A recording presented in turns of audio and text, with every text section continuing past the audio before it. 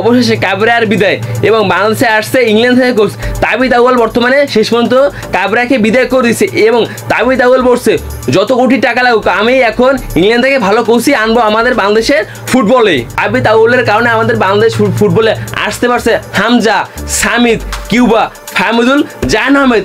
তাবিথ আউয়াল তাদেরকে নিয়ে যদি কাজ না করতো তাহলে আমাদের বাংলাদেশ ফুটবলে তারা কখনো আসতে পারতো না। তাবিথ আউয়াল ভাই আমাদের বাংলাদেশ ফুটবল দল নিয়ে অনেক কাজ করছে। তাবিথ আউয়ালের জন্যই আমাদের বাংলাদেশ ফুটবলটা দীর্ঘ 5 মাসে অনেক চেঞ্জ হয়ে গেছে। এই তাবিথ আউয়ালই এখন কোটি টাকা দিয়ে ইংল্যান্ড থেকে কোচ আসছে বড় মানের, জানে আমাদের এই ফুটবলটা আরও শক্তিশালী হতে পারে।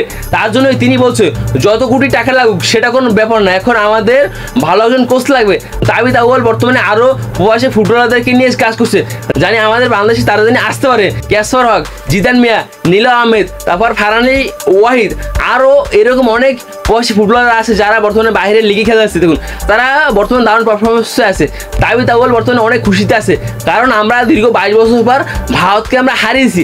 যে ভারতকে আমরা দেখুন লাস্ট আমরা 2003 সালে হারিয়েছি, আবারও সেম একই মাঠে হামজার অধিনায়ককে আমরা আবার ভারতকে হারিয়েছি।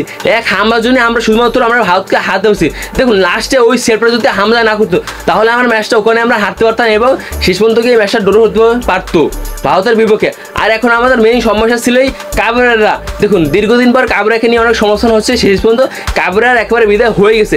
এখন এই কাবরেরার বিদায়ের পর আমাদের বাংলাদেশে আসছে ইংল্যান্ড থেকে কোচ আসছে, তিনি হচ্ছে একজন বড় মানের কোচ। তা আপনারা আর 1 মাসের ভিতরে দেখতে পারবেন কাবরেরা চলে যাওয়ার পর আমাদের বাংলাদেশে তার অন্তর্ভুক্ত হবে এবং সে যদি আসে তাহলে আমাদের বাংলাদেশ ফুটবলটা একেবারে চেঞ্জ হয়ে যাবে। তাবিথ আউয়াল এমনটাই বলেছে।